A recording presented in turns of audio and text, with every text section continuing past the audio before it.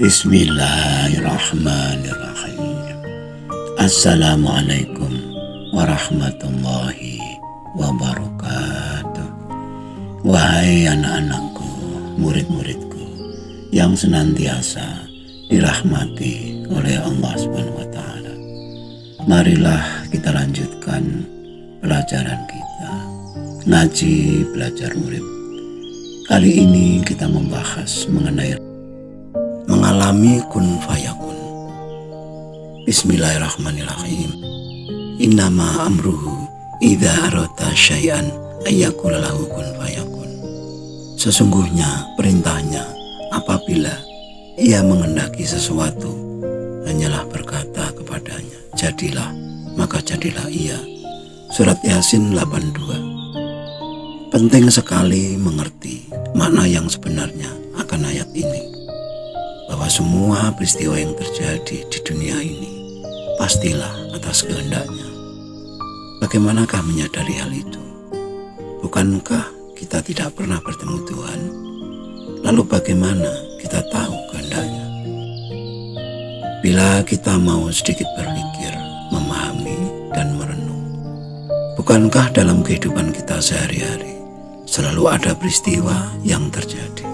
Waktu yang terus berjalan, dari tahun berganti tahun, dari bulan berganti bulan, dari minggu berganti minggu, dari hari berganti hari, dan bahkan dari jam berganti jam. Dan tentu saja, setiap waktu yang berjalan, pastilah ada peristiwa yang mengiringi.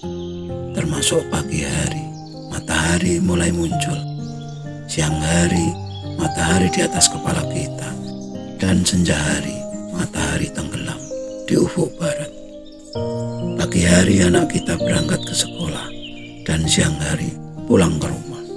Ketika kita naik bus keluar kota, 2 jam perjalanan, banyak hal yang dapat kita saksikan dalam perjalanan. Bukankah semua hal itu dapat kita alami karena kita hidup? Bukankah hidup itu adalah kehendak Tuhan dan bukan kehendak kita sendiri? Itulah yang dimaksud, semua yang terjadi pastilah kehendak Tuhan. Sadar atau tidak, setiap peristiwa yang kita alami sama dengan mengalami kehendak Tuhan. Dan itu berarti mengalami kun fayakun. Sehingga ketika kita sedang berdoa, wa takhaltu ma fi kun fillah, masukkanlah aku ke dalam kunnya Allah. Tujuannya adalah untuk memelihara kesadaran kita bahwa hidup kita adalah atas kehendak Tuhan, termasuk apapun yang terjadi di dalam hidup ini, sehingga kita tidak pernah mengeluh, protes, menyalah-nyalahkan atas apa yang terjadi. Selalu tidak terima akan kenyataan adalah sumber penderitaan hidup yang nyata, karena pikiran kita selalu negatif atau suudzon. Bagi para pendamba surga, para pencari kedamaian, pencari kebahagiaan hidup, harus selalu sadar, ala bidzikrillah tatmainnul qulub. Ingatlah, dengan mengingat Allah akan membuat hati kita menjadi tenang atau damai. Sumber kedamaian hidup adalah selalu ingat kepada Tuhan. Dan itu hanya bisa diwujudkan bila kita bersih dari syirik atau menyekutukan Tuhan. Dalam arti menganggap ada hal lain yang sama pentingnya dengan Tuhan, apalagi lebih penting daripada Tuhan. Para selebritis pada umumnya menomorsatukan popularitas, keterkenalan.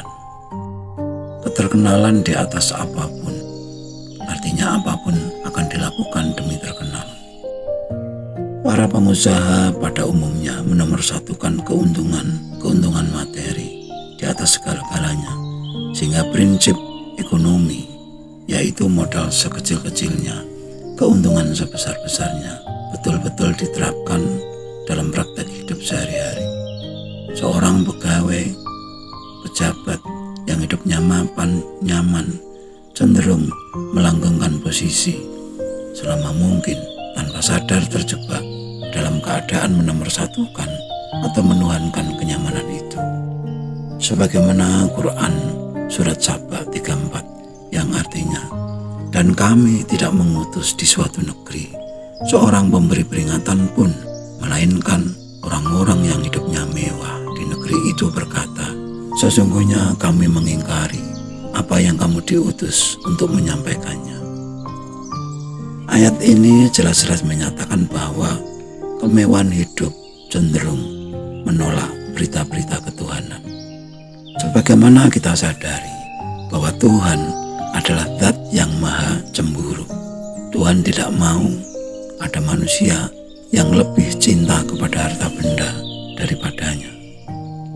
Bagaimana mungkin Tuhan sebagai sang khalik atau sang pencipta dikalahkan oleh barang ciptaannya?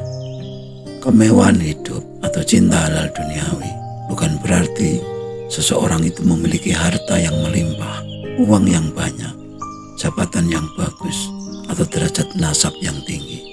Justru yang lebih memprihatinkan adalah orang miskin yang sangat cinta duniawi.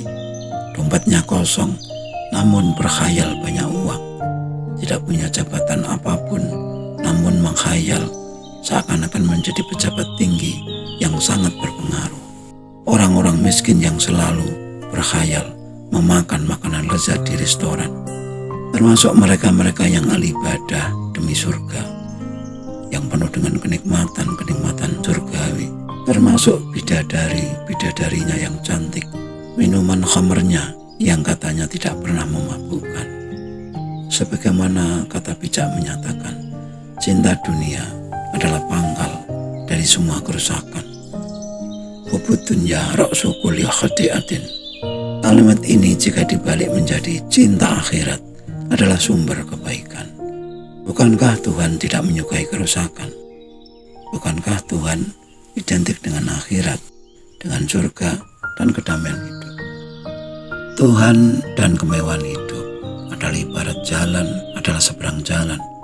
Bila kita sampai di pertigaan jalan, andai kata Tuhan itu ke arah kanan, maka kemewahan hidup itu ke arah kiri. Kehidupan para sufi mengisahkan dengan jelas bagaimana mereka rela hidup sederhana, pas-pasan, bahkan kekurangan materi. Sebagaimana dicontohkan sahabat Umar bin Khattab. Meskipun beliau adalah seorang khalifah yang jabatannya setara dengan seorang kaisar, dengan kekuasaan yang begitu luas, beliau memilih kehidupan yang amat sederhana. Bahkan jubahnya tidak pernah ganti, meskipun sudah penuh dengan tambalan. Dan ternyata hal itu sama sekali tidak menjadi penghalang untuk menjadi seorang pemimpin besar. Di sini bisa kita bayangkan kedekatan, keakraban, kemesraan Umar dengan Tuhannya. Tampak begitu nyata hingga jabatan dan kekuasaan setinggi apapun tidak akan mampu menghalangi keakraban itu. Contoh sebaliknya adalah orang awam, orang biasa, apapun profesinya. Guru, pegawai negeri, pemilik warung, petani, atau bahkan buruh tani. Karena cintanya kepada halal duniawi, jauh dari kedekatan, apalagi keakraban dan kemesraan dengan Tuhan. Dibelenggu oleh cintanya pada duniawi, sama sekali tidak mampu untuk merasakan kasih sayang, ampunan, keadilan, dan kemuliaan Tuhan. Keterpisahan yang begitu jelas karena cinta terhadap halal duniawi membuat kita hidup bagaikan tanah gersang akibat kemarau panjang yang tak kunjung dapat curah air hujan. Dari tanah yang gersang, tumbuhan apa yang bisa tumbuh? Demikian juga dengan hati yang gersang, kasih sayang apa yang bisa tumbuh? Demikian penjelasan yang jabar diakhiri dengan pertanyaan. Waktu itu murid-murid yang jabar lengkap berkumpul, mulai Rekso, Bismo, Syahid, Lilo, dan Woto. Semuanya khusyuk mendengar. Mendengar bukan hanya mendengar, namun berusaha merasakan. Mereka semua telah sadar bahwa anugerah rasa adalah anugerah terbesar di antara anugerah-anugerah yang lain yang diberikan oleh Tuhan, di mana rasa adalah satu-satunya alat atau sarana untuk merasakan Tuhan. Hati adalah sumber kecerdasan rohani yang disiapkan untuk merasakan hadirnya Tuhan di dalam hati. Sedangkan akal pikiran disiapkan untuk memahami tanda-tanda kebesaran Tuhan.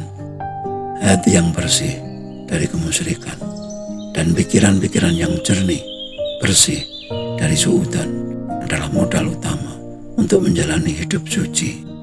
Suci dalam arti bersih dari pamrih-pamrih duniawi, termasuk bersih dari keinginan untuk dipuji orang lain. Sebab segala puji pada hakikatnya dari Allah, oleh Allah, dan hanya untuk Allah. Setelah mereka dijabarkan tentang kudrat iradat Tuhan, kuasa dan kehendak Tuhan, bahwa hidup tidak bisa lepas dari itu, mereka pun paham, mengerti, dan mengalami kun fayakun. Sadar dengan sesadar-sadarnya bahwa hidup, kehidupan, dan segala yang ada, baik itu ruang, waktu, dan peristiwa yang ada, peristiwa yang dialami, adalah kehendaknya, adalah kun fayakunnya. Sekian dulu wajangan yang mohon maaf atas segala kekurangan. Semoga selalu bermanfaat, dan marilah berdoa bersama. Ya Allah, mudahkanlah jalan pengabdian kami kepadamu. Amin, amin, amin, ya Rabbal Alamin. Wassalamualaikum warahmatullahi wabarakatuh.